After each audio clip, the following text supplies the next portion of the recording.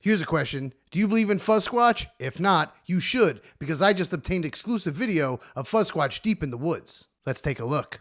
Yeah, well, to be honest, I've been squatching for the last 25 years. I haven't found anything in person just yet, but I think we're close. I see it, right between those sticks. Found them.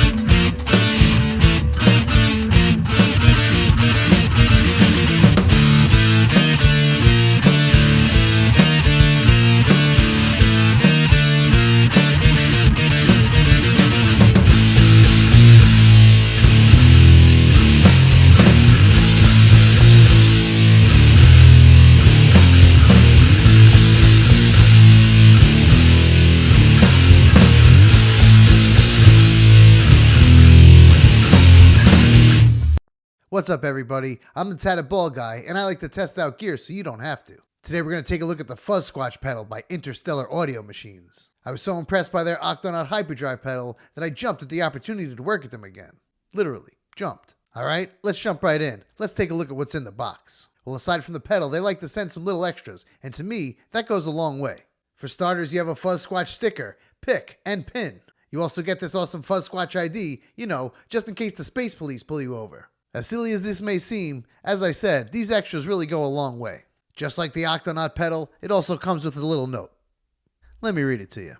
We would like to thank you for your acquisition of the next offering in the story of The Fight for Tone, the Fuzzsquatch Fuzzdrive from Interstellar Audio Machines. Not only is your support awesome, but it will also help us fund our invasion of your home planet. We thank you for that. We hope you enjoy the Fuzzsquatch as much as we do. May it inspire many out-of-this-world riffs and stellar tones, peace and prosperity, the beings at Interstellar. And once again, just like the last pedal, we get a little pamphlet further explaining the pedal for you. Down here it tells you about all the different parts of the pedal and explains their function. And right here we get one more little blurb. This one's worth reading. The Fuzzsquatch Fuzzdrive is a recreation of the Electro-Harmonix Big Muff PI, first released in 1969. Originally marketed as a harmonic distortion sustain, it has been lumped together with fuzz effects, although it's a very different animal than the classic fuzz effects like a fuzz face or a tone bender. I appreciate this little blurb because it gives you some insight to the creative minds of the people at Interstellar Audio Machines and what they were trying to achieve with this pedal. And last but not least, the Fuzzsquatch Fuzzdrive pedal itself. It's a sleek black and green with an awesome graphic on the cover. As you can see, it has a top-mounted input and output jack, making it easier to fit on your pedal board. As for the build quality, they're built right here in the United States, and they're solid as a rock. So now if we take a look at the knobs, you'll notice there's a volume, tone, and a sustain, but there's also a switch. The switch is actually a tone bypass in case you want to bypass the tone knob in the circuit. We're definitely going to test that out and see how useful of a function it really is. So you heard what this thing sounds like in a full mix demo, but how about a raw tone test? We're going to put this through the clean channel of my Boss Katana 100 watt head going into my Randall KH4x12. For this tone test, I'll give you some riffs with my preferred settings, and then we'll sweep through the tone and the sustain knobs. When that's all done, we'll do another quick tone test in drop A, because how can you not?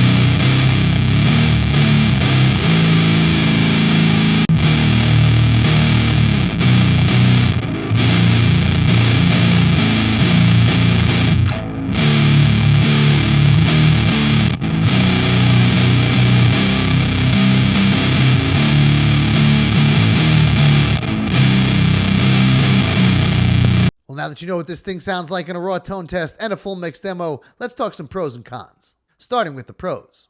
The first pro is going to be the sustain.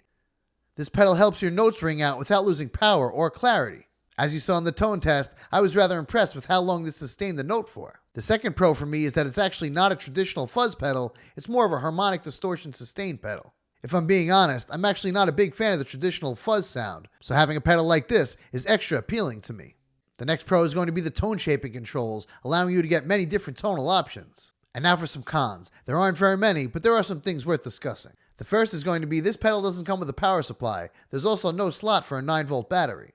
So if you don't already have a power supply of your own, you're going to need to get one. The next con, if you can even call it that, is since it's not a traditional fuzz pedal, it might disappoint fuzz purists. Some people can get very particular about their tones, and if you're looking for that traditional fuzz pedal, this is not the pedal for you. So now for the million-dollar question. Would I recommend this pedal? Yes, absolutely. The second I plugged this pedal in, I instantly wanted to play slow, sludgy doom riffs. And if you've watched my channel before, you know that's not even really my style. I just couldn't help it. This is a high-quality pedal, and when you hear good tone, you hear good tone. So I'm going to go ahead and give this one the Tatted Bald Guy seal of approval. Nice job, Interstellar Audio Machines. You did it again. So if you want to play slow, heavy riffs like Sasquatch stomping around the woods, you need to get your hands on this Fuzzsquatch Fuzzdrive pedal. Anyway, that's going to do it for this one. If you like these kind of videos, hit that subscribe button. I'm always checking out new gear, and you don't want to miss what's coming up next. Anyway, thanks again for watching. I really appreciate you spending some time with me. And remember, I'm the Tatted Bald Guy reminding you, good music makes your head nod. I'll catch you in the next one. Peace.